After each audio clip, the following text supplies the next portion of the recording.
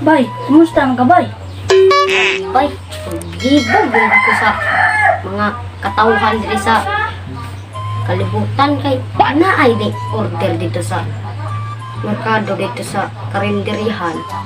Og init nga sabaw.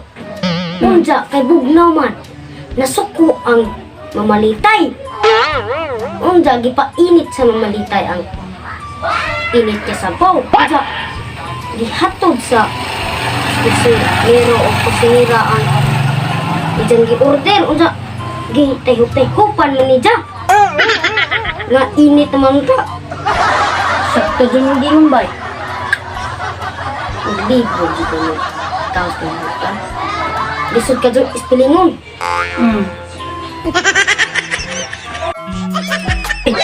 Impalit kong pan ato sa barbershop. Kasi barbershop! Di day big shop di ay. Agbadji ato, impalit siya pan nga bugnaw. Unja gipainit kinasuko man. Unja gihataw na sa tindirag agpan. Unja nagkaon ko nung kay tayhop man. Di sa bugnaw.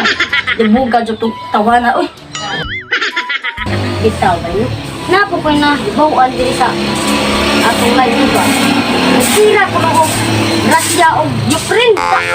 Nga nang mahal mabusalina nga layo ang taon ta. gingon bay ba nga. We are one. Connected dyan ito tanan ba? Well, all things matter. Ano gusto mo bay? Nahihirapan tumang kalisod bay. O Joyce, mauna nga. Ipitado dito takit. O Joyce man.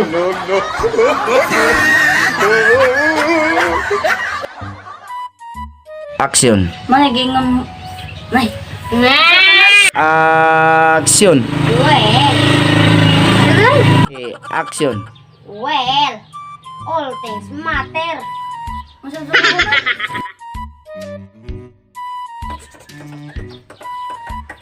Action. Well, all things matter. English na magabay. Sa tumang kalisod na ho. Gabak ko mong kalisod na ako. Nahirapan gusto mong kalisod na ako.